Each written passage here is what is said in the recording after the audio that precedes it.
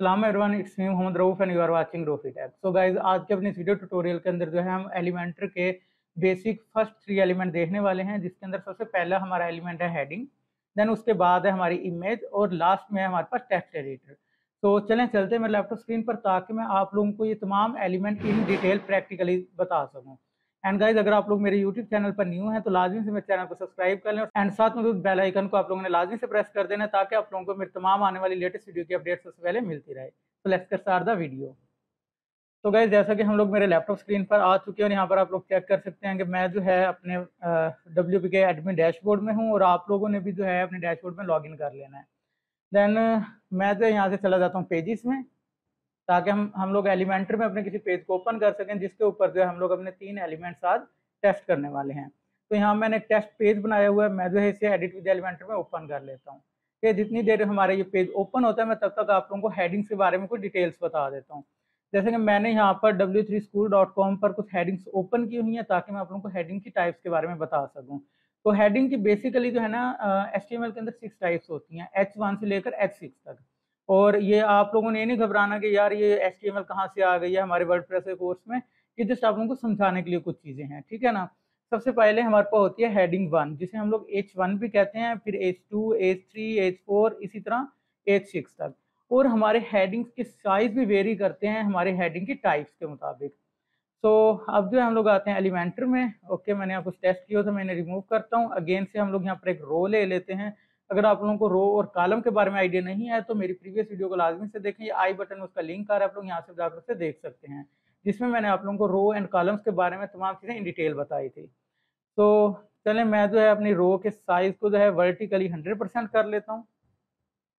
ठीक हो गया। तो नाउ अब जो मैं यहाँ पर हेडिंग एलिमेंट को ड्रैग एंड ड्रॉप करता हूँ।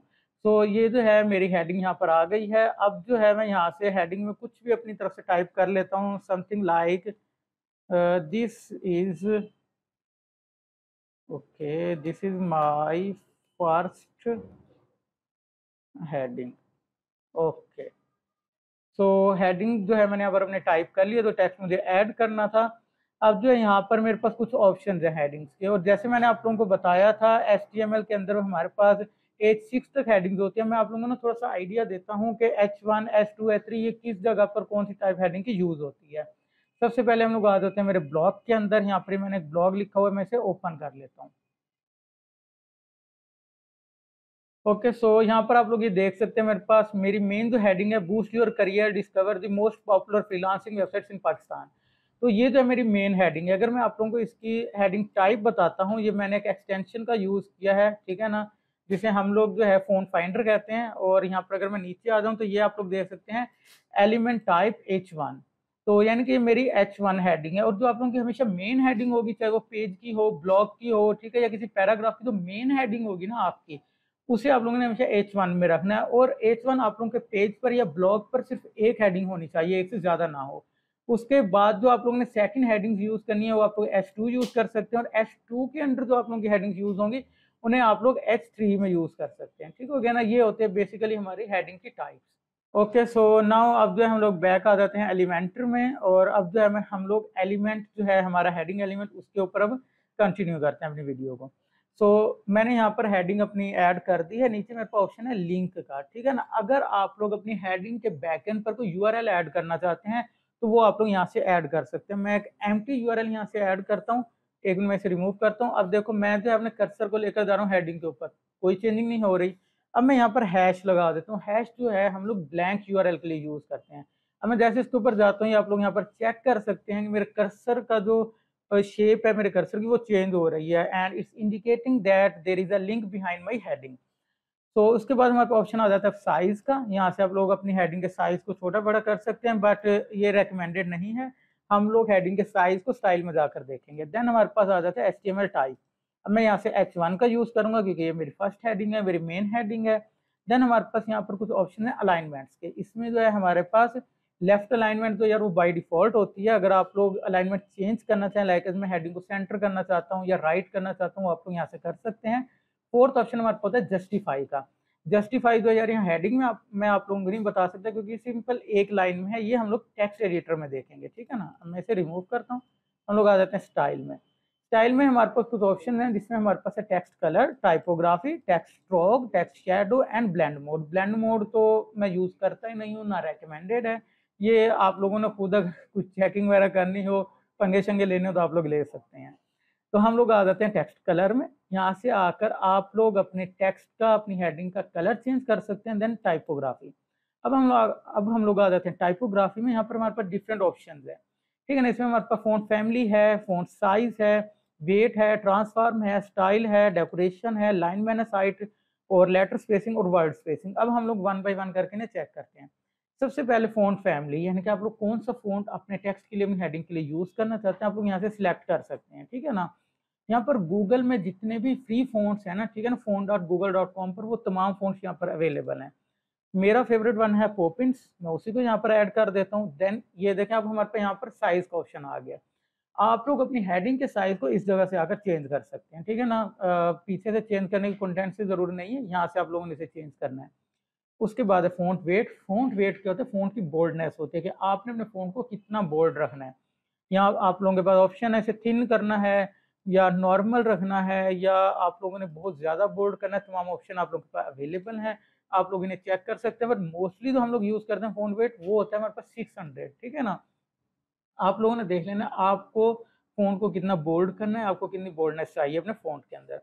देन आता है ट्रांसफार्म। ट्रांसफार्म में क्या होता है, हम लोग हमारे जो लेटर्स हैं, ठीक है ना, हमारे जो हम लोग कह सकते हैं वर्ड्स हैं, इनको हम कैपिटल या हम इन्हें अपर केस में चेंज कर सकते हैं। सबसे पहले अपर केस है, तमाम मेरे जितने भी लेटर्स थे, वर्ड्स थे, तमाम अपर केस हो गए हैं। अब लोअर केस, तमाम लोअर केस हो गए हैं। अब कैपिटलाइज। कैपिटलाइज में क्या होता है, मेरे जो वर्ड है लाइक एज दिस एक वर्ड है, इज एक वर्ड है, माई एक वर्ड है, फर्स्ट एक वर्ड है, हेडिंग एक वर्ड है। अगर मैं कैपिटलाइज करता हूँ, इन तमाम वर्ड्स के जो फर्स्ट लेटर्स हैं वो कैपिटल हो जाएंगे। चेक करें, हो गया ना। अब हमारे पास आता है इसी तरह से स्टाइल। स्टाइल में यार अगर आप लोग इटैलिक करना चाहते हैं अपने फोन्स को, आप लोग वो कर सकते हैं, इसके अलावा कुछ खास नहीं है।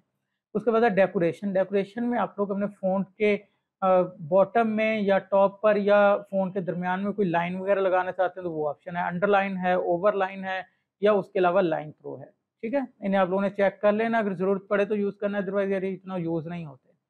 उसके बाद है line minus height. Line minus height भी मैं आप लोगों को अलाइनमेंट जस्टिफाई की तरह टेक्स्ट एडिटर में बताऊंगा, क्योंकि यहाँ पर एक ही लाइन है तो मैं इसमें ये चीज़ सही से एक्सप्लेन नहीं कर पाऊंगा।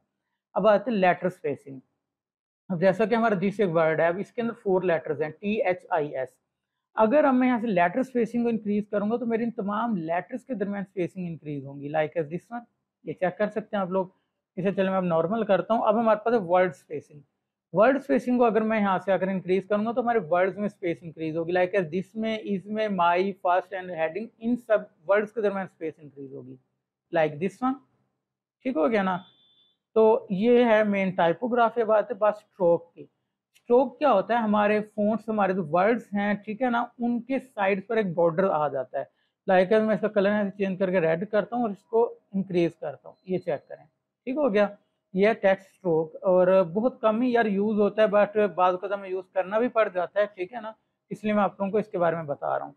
देन है टेक्स्ट शेडो। ये रेकमेंडेड नहीं है, बट अगर कोई क्लाइंट आप लोगों को कह दे कि भाई मुझे हेडिंग के पीछे जो है ना शेडो चाहिए, तो वो आप लोग यहाँ से लगा सकते हैं। ये चेक करें, हमारे टेक्स्ट के बैक पर जो हमारे पास शेडो आ गया। ठीक हो गया। मैं इसे रिमूव करता हूँ, टेक्स्ट स्ट्रोक को भी रिमूव करता हूँ। अब हम लोग आ जाते हैं एडवांस में। ओके, एडवांस में जो है हमारे पास है जनाब मार्जिन और पैडिंग। मार्जिन पैडिंग मैंने आप लोगों को रो एंड कॉलम वाली जो हमारा ट्यूटोरियल था, हमारी वीडियो थी, उसमें बता दिया था। मार्जिन क्या होता है, जब हम लोग मार्जिन इंक्रीज करते हैं ना, तो हमारे जो कॉलम या हमारे रो होते हैं उसके आउटसाइड स्पेस इंक्रीज होती है, और पैडिंग में इनसाइड। बट टेक्स्ट में ऐसा नहीं है। टेक्स्ट में आप मार्जिन को बढ़ाओ या फिर आप लोग पैडिंग को बढ़ाओ, दोनों में इनसाइड ईयर स्पेस इंक्रीज होती है, लाइक एज दिस वन। ये चेक करें। और पैडिंग में भी something similar to this one, कोई खास फर्क नहीं है। ठीक हो गया ना। उसके बाद है विड्थ। अब यहाँ चेक करें, मेरी जो हेडिंग है, this is my first heading, इसके ऊपर अगर मैं होवर कर रहा हूँ तो इसके लेफ्ट में आप लोगों को एक पिंक लाइन नजर आ रही है, और एक ये पेंसिल आइकन यहाँ पर नजर आ रहा है। यहाँ तक इसकी विड्थ है। अगर मैं इसकी विड्थ को कम करना चाहता हूँ तो मैं यहाँ से आता हूँ कस्टम में, और ये चेक करें, मैं इसकी विड्थ को अपनी मर्जी से कंट्रोल कर सकता हूँ। ठीक हो गया। ये होती है हमारी विड्थ। इसे मैं डिफॉल्ट कर देता हूँ। देन अलाइन सेल्फ है यार, ये मैंने आप लोगों को पीछे बता दिया, अलाइनमेंट वहीं से मैनेज करनी है, इसे नहीं छेड़ना है, ठीक है ना, इसे एज इट इज रहने दें। और साइज वगैरह को भी यहाँ से चेंज नहीं करना। उसके बाद है पोजीशन। अब पोजीशन में हमारे पास एब्सोल्यूट और फिक्स्ड दो ऑप्शन हैं और एक तीसरा डिफॉल्ट है, डिफॉल्ट जिस वक्त चल रहा है। अगर मैं इसे एब्सोल्यूट करता हूँ तो मैं हेडिंग को कहीं पर भी ड्रैग एंड ड्रॉप करके रख सकता हूँ, बट ये रेकमेंडेड नहीं है जब हम लोग वेबसाइट रिस्पॉन्सिव बना रहे हो। मोबाइल वर्जन या टैबलेट वर्जन या बड़ी स्क्रीन पर जाकर ये मसला क्रिएट कर सकती है, और आप लोग यहाँ पर नोट भी पढ़ सकते हैं। Custom position is not considered best practice for responsive web design and should not be used too frequently. देखिए अब नोट भी एलिमेंटर ने दे दिया आप लोगों को, तो डिफॉल्ट में यूज करें। अब आ जाती है जेड इंडेक्स। अब मैं जेड इंडेक्स का आप लोगों को बताता हूँ। अब मैं जो है ऐसा करता हूँ, अपनी इसी हेडिंग को डुप्लीकेट कर लेता हूँ और इसकी जो मार्जिन है उसको मैं नेगेटिव में लेकर जाता हूँ ताकि ये ऊपर की तरफ चली जाए। ठीक हो गया। अभी मजीद हमें इंक्रीज करना होगा इसे। डन हो गया। अब मैं क्या करता हूँ, इसके कलर को कर देता हूँ रेड। अब देखें, ओके नहीं हुआ सही से। Title red colour, okay. तो अब देखें ना, जो मेरी रेड हेडिंग है वो ब्लैक के ऊपर आ गई है। अब मैं चाहता हूँ कि यार ब्लैक हेडिंग ऊपर होनी चाहिए, तो अब मैं क्या करूँगा, रेड हेडिंग का जो जेड इंडेक्स है उसे मैं 0 कर दूंगा, यानी कि डिक्रीज कर दूंगा, और ब्लैक हेडिंग का जो मेरा जेड इंडेक्स होगा उसे मैं इंक्रीज कर दूंगा। मैं नेविगेटर में जाता हूँ, हेडिंग्स पे जाता हूँ, ठीक है। यहाँ से मैं जेड इंडेक्स को 1 कर देता हूँ। अब चेक करें, मेरी जो ब्लैक हेडिंग थी वो रेड हेडिंग के ऊपर आ गई है। ये है हमारा बेसिकली जेड इंडेक्स। ओके, अब मैं जो है रेड हेडिंग को या रिमूव कर देता हूँ, हमें इसकी ज़रूरत नहीं है, जैसे आप लोगों को समझाने के लिए इसे यूज़ किया था। अगेन हम लोग बैक आ जाते हैं। अब हमारे पास है मोशन इफेक्ट। मोशन इफेक्ट मैंने आई थिंक आप लोगों को रो एंड कॉलम वाले ऑप्शन में भी बताया था, लेकिन मैं आप लोगों को यहाँ भी बता देता हूँ। अब मोशन इफेक्ट में क्या होता है, अगर मैं चाहता हूँ यार मेरी जब वेबसाइट लोड होना तो थोड़ी एनिमेशन होनी चाहिए मेरी वेबसाइट में, ठीक है ना, हेडिंग्स या इमेजेस या कॉलम्स वगैरह लेफ्ट साइड से या राइट साइड से या अपर या लोअर साइड से आने चाहिए, थोड़ा सा एनिमेशन, थोड़ा सा यानी कि वो कहते हैं ना एक मज़ेदार चीज़ होनी चाहिए, तो वो हम लोग यहाँ से कर सकते हैं। मैं इसे जो है फैड लेफ्ट करता हूँ। अब चेक करें, जब भी मेरी वेबसाइट लोड होगी मेरी हेडिंग वो लेफ्ट साइड से आएगी। हम लोग प्रीव्यू में जाकर चेक करते हैं। ओके, तो ये चेक करें, ठीक हो गया ना। ये होती है हमारी मोशन। अब मोशन में बहुत सारे ऑप्शन अवेलेबल हैं, आप लोगों ने खुदा करने से पंगे शंगे लेने हैं, मैं एक नहीं आप लोगों को बता सकता। और थोड़ा नीचे आ जाएं, हमारे पास ऑप्शन ट्रांसफार्म का। यार ये इतना ज़्यादा मैंने तो यूज़ नहीं किया और ना ही कोई ख़ास मैं इसे रेकमेंड करता हूँ, बट अगर आप लोग इसे चेक करना चाहें, बात तो ज़रूरत पड़ भी जाती है, तो लाजमी से पंगे शंगे करके देखें, ठीक है। यहाँ से आप लोग रोटेट कर सकते हैं, मैंने कॉलम रो में भी आप लोगों को करके दिखाया था। और ये फ्लिप के ऑप्शन है, ठीक है, हम लोग इन्हें मिरर भी कह सकते हैं। तो आप लोग यहाँ से फ्लिप कर सकते हैं अपनी हेडिंग को या इमेजेस वगैरह को या कॉलम वगैरह को भी। ये बैकग्राउंड आ गया। अब बैकग्राउंड जो हम लोग यहाँ से अपने टेक्स्ट का चेंज कर सकते हैं, समथिंग लाइक दिस वन। और उसके अलावा होवर बैकग्राउंड सेपरेट है। अगर आप लोग चाहते हैं कि यार जब कर्सर जो है ना मेरी हेडिंग के ऊपर आए तो उसका कलर, बैकग्राउंड कलर वो चेंज होना चाहिए, ये चेक करें। ठीक हो गया ना, ये होवर कलर होता है। मैं इसे रिमूव कर देता हूँ। और हाँ, अभी हम लोग नीचे आते हैं बॉर्डर पर। अब बॉर्डर का आप लोगों को भी आइडिया है कि बॉर्डर का मतलब क्या है, ठीक है ना। मजीद मैं आप लोगों को यहाँ पर बॉर्डर लगा कर दिखाता हूँ। ये मैंने आप लोगों को रो एंड कॉलम वाले ट्यूटोरियल में बताया था। अगेन एंड अगेन वही सेम चीज़ें हैं जो हम लोगों ने उधर की थी, वही चीज़ें यहाँ रिपीट हो रही हैं। ये चेक करें, ये बॉर्डर लग गया हमारी हेडिंग के साइड पर, ठीक है ना। इसका कलर हम लोग यहाँ से आकर चेंज कर सकते हैं, जो कलर करना चाहें। ठीक हो गया।